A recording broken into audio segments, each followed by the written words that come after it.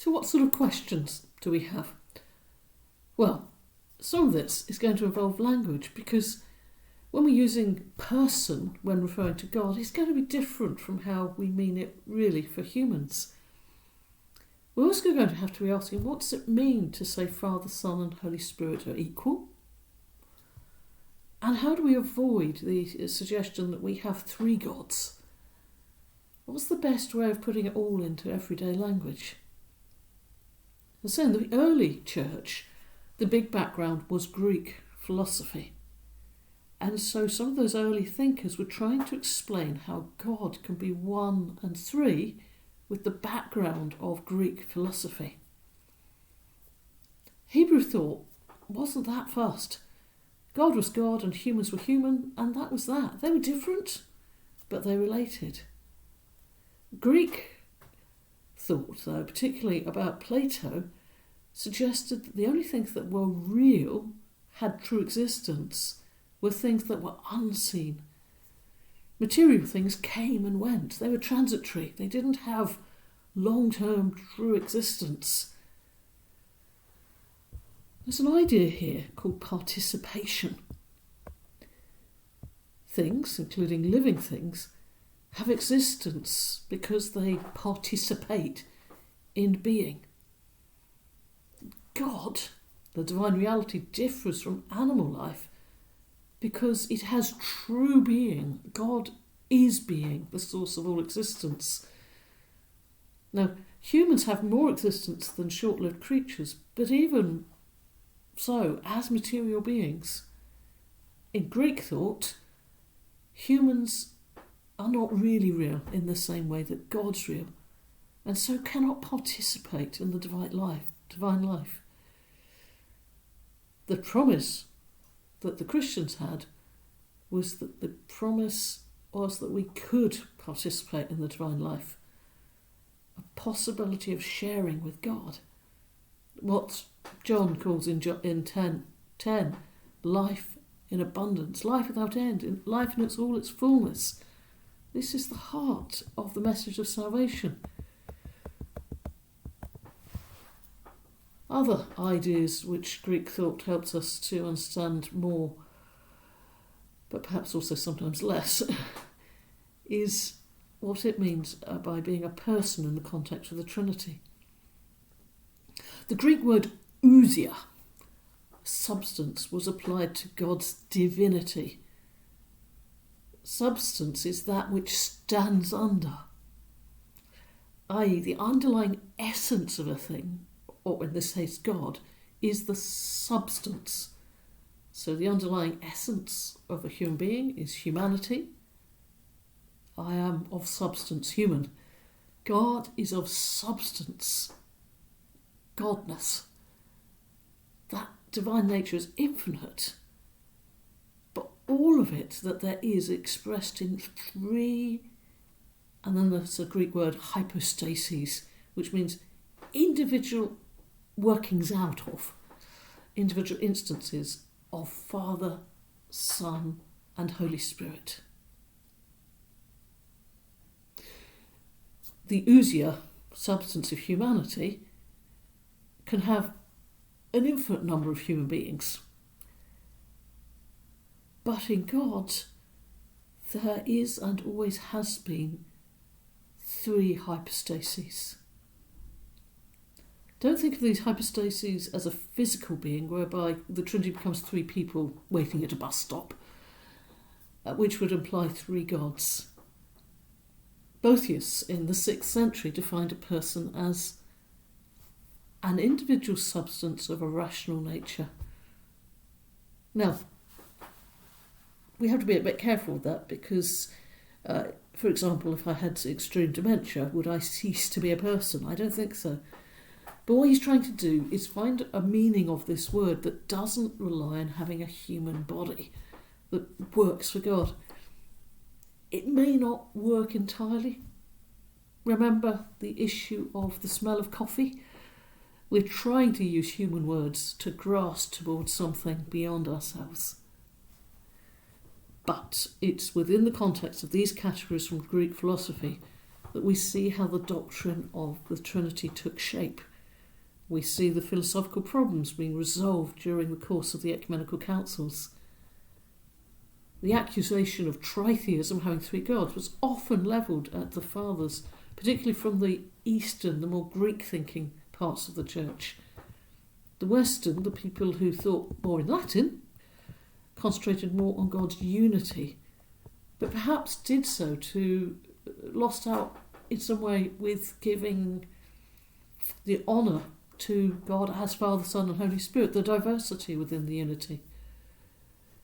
But what was agreed eventually was that Father, Son and Holy Spirit are equally divine, equally co-eternal, and of the same divine stuff, substance. Of course, how can we possibly know what God is or know of himself?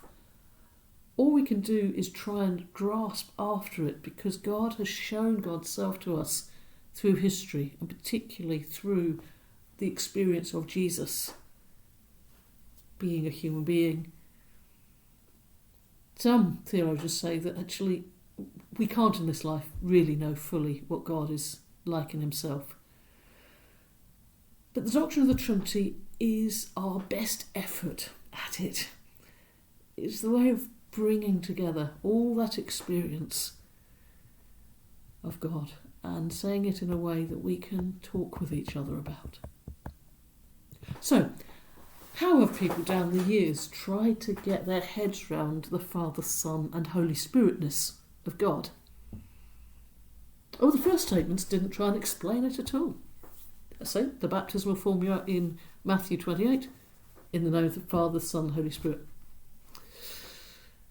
But then we got people thinking. We got Ignatius of Antioch, who was born in about 35 AD, died about 107. So that next generation after the apostles, as far as he was concerned, the Son was inferior to the Father. The Spirit was even further down the scale, but they were both divine. I suppose this was partly based on the fact we become Father, Son and Spirit.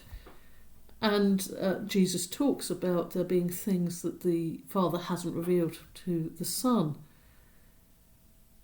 But it didn't really feel enough. In the 2nd century, the ideas of Plato had a bringing back to the fore. This is called Neoplatonism. And it's in that situation that some of the thinking had to happen. Now, Plato argued that there's a hierarchy of being, which all beings participate to some extent with the true being of God, but there's actually a discontinuity between time and eternity. If we're going to participate in the being of God, you need some sort of go-between, a mediator who can cross that bridge.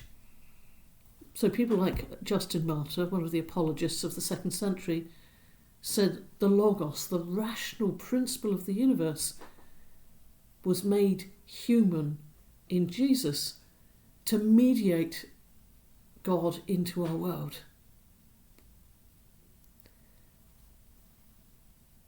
The Logos has a beginning, and so is inferior in terms of divinity, and yet has to be divine if he's to mediate at all.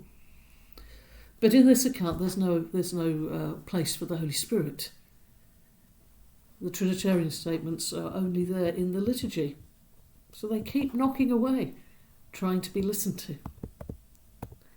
Origen, at the end of the 2nd century, into the early 3rd century, so that's into the 200s, is a Christian, but also a Middle Platonist.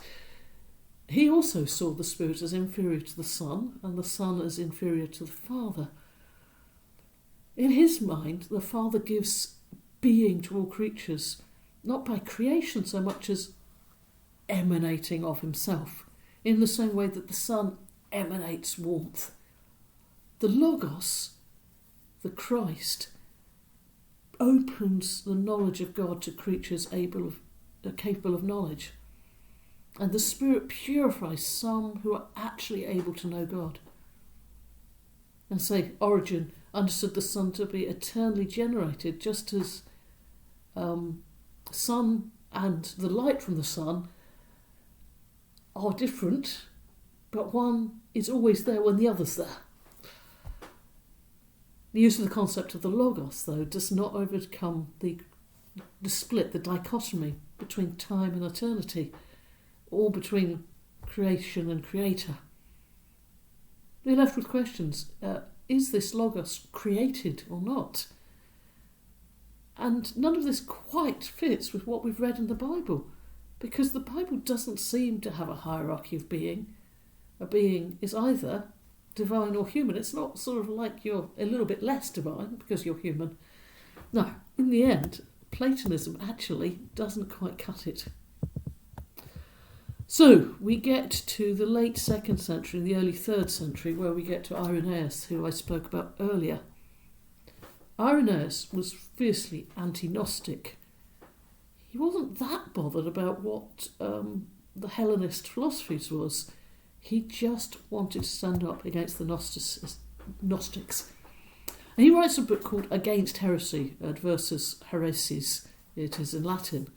And it's a long argument in favour of Christianity and taking apart the arguments of a particular Gnostic, Valentinus. Here, Irenaeus describes the Son and the Spirit as the two hands of God at work in the world, principally in the work of creation. He says they are equally divine, fully divine with the Father. But he doesn't actually explain anything.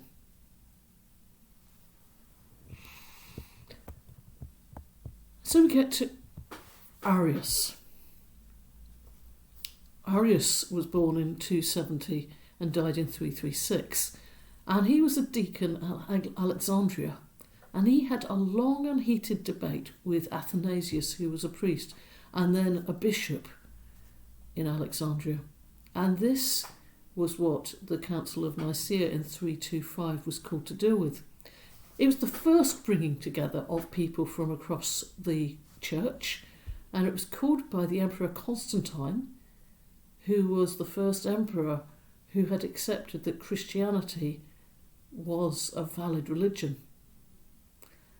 And because he was being more positive to Christianity, for the sake of peace in his empire, he needed these Christians to get on with each other and to finally decide what they did believe. Now, Arius said that the Logos, who became human in Jesus, wasn't God, but was the first of God's creations. He could point to a verb in Proverbs chapter 8, when we have a God's wisdom. It says, the first of his works God made me.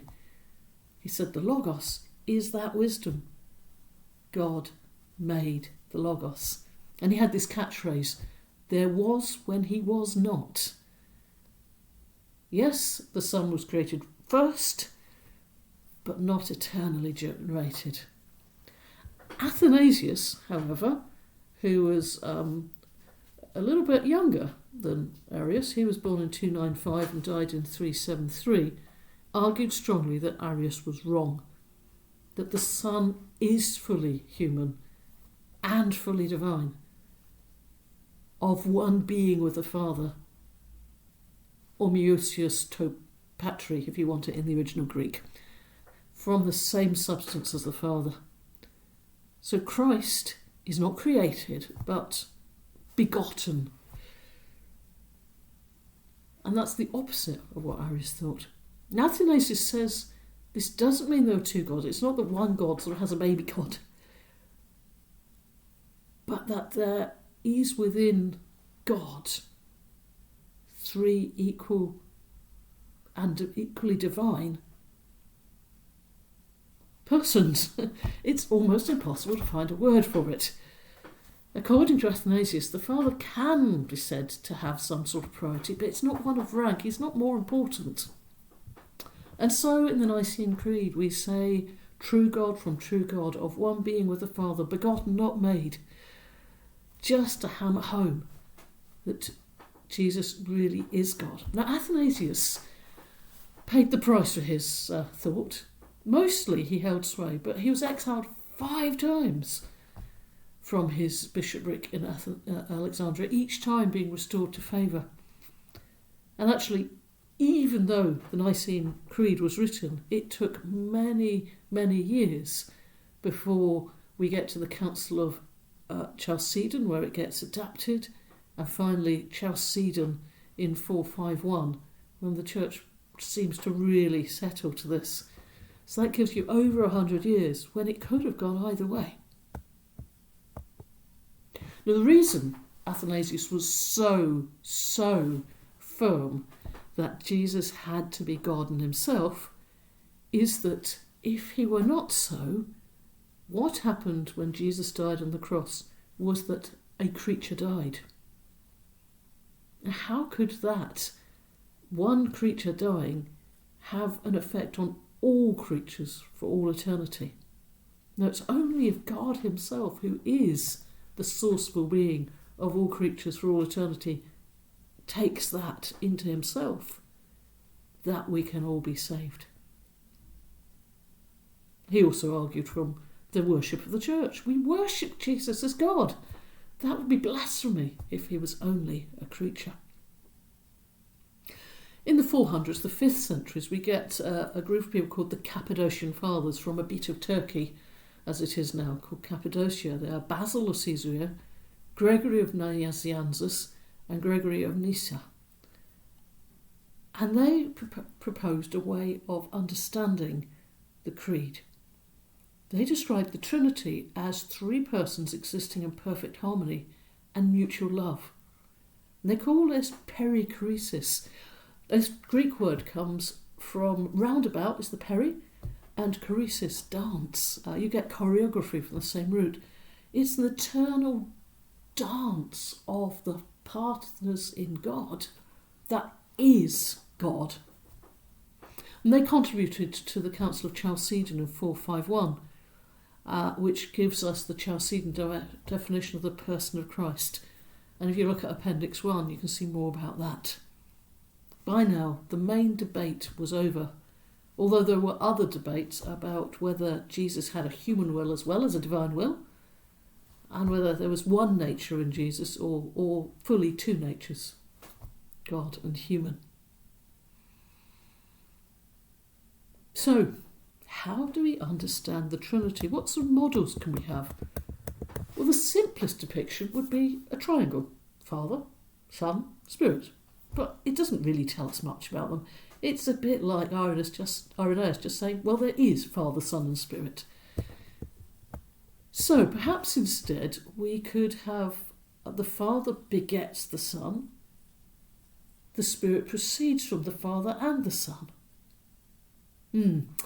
Well, putting it like that, you're buying into an idea that really developed over in the western part of the empire.